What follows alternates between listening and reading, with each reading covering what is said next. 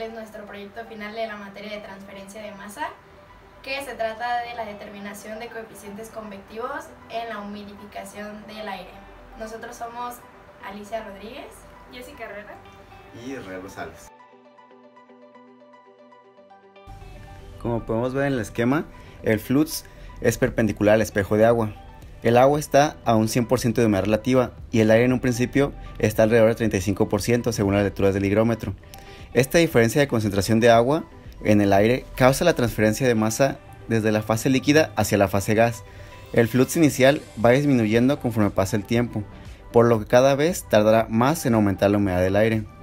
Esta disminución en el flux ocurre porque la fuerza impulsora, que es el gradiente de concentración, va disminuyendo, tal que el tiempo 3 será mayor al tiempo 2, mayor al tiempo 1, y la concentración 1 será menor a la concentración 2 y menor a la concentración 3.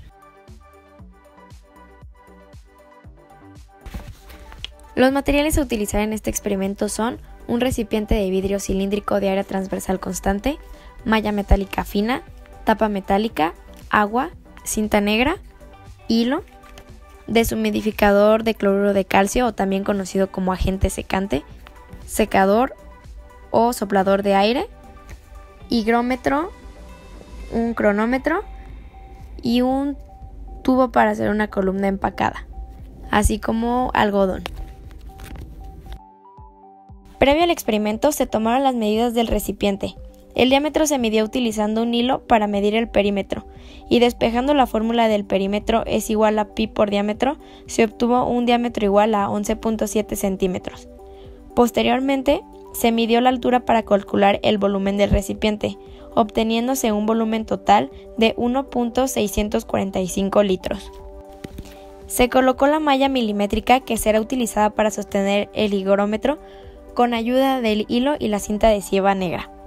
Después se virtió un volumen de agua, el cual se calculó midiendo la altura del líquido para tener el volumen aproximado. Se registraron la temperatura y la humedad relativa del ambiente antes de empezar el experimento, es decir, a un tiempo igual a 0. Al mismo tiempo que se colocó el higrómetro sobre la malla, se comenzó a tomar el tiempo para inmediatamente, en cuestión de segundos, taparse. Se registraron los cambios de humedad relativa con respecto al tiempo, notando que el delta T es constante, es decir, la temperatura no presenta variación. Para el experimento en seco, se comienza poniendo un poco de algodón en un extremo del tubo. Posteriormente, se introducen las bolitas de cloruro de calcio. Después, se tapa y se introduce aire seco con la secadora a temperatura ambiente por medio de la columna empacada. Por consiguiente, se siguen todos los pasos del experimento anterior. Esta sería su única variación. Cada experimento se realizó mínimo 3 veces para corroborar que los datos fueran consistentes.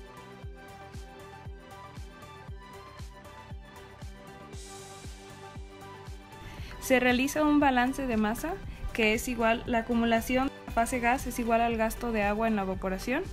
Esto es igual a la derivada con respecto al tiempo por el volumen por la concentración de A, y esto es igual al aire superficial por el flux. Esto lo podemos representar como S por Kc por la concentración de saturación menos la concentración promedio. Integrando para la concentración de A desde Ca hasta 0 y para el tiempo desde T a 0, encontramos que el logaritmo de la concentración de saturación menos la concentración de promedios sobre la concentración de saturación es igual al coeficiente convectivo por el negativo del área superficial por el tiempo sobre el volumen. Finalmente, encontramos la ecuación que nos determina el perfil de concentración, que esto es igual a la concentración promedio sobre la concentración de saturación, es igual a 1 menos el exponencial del negativo del coeficiente convectivo por el área por el tiempo sobre el volumen. De los datos experimentales encontraremos las concentraciones promedio y los tiempos para finalmente despejar el coeficiente convectivo y encontrar sus valores y después su valor promedio.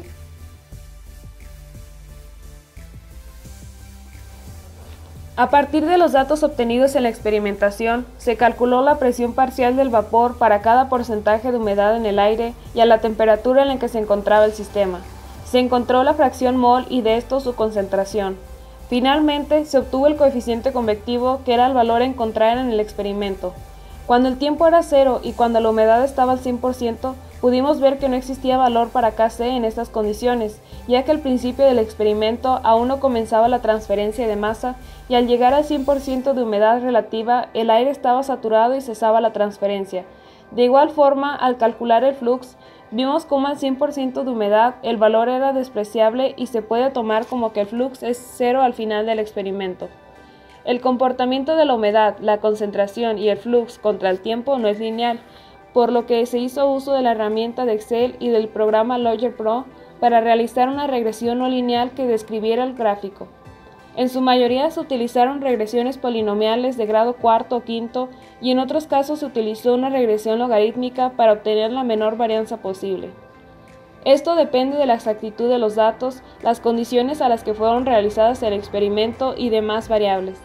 De igual forma, a través de la regresión se obtuvo un error despreciable ya que no hubo puntos desfasados, y si se encontraba uno, se eliminaba para su análisis más exacto. Tras haber realizado varios experimentos, nos podemos dar cuenta de que realmente es importante determinar un coeficiente convectivo de manera experimental, porque los determinados de manera empírica pueden tener desviaciones significativas.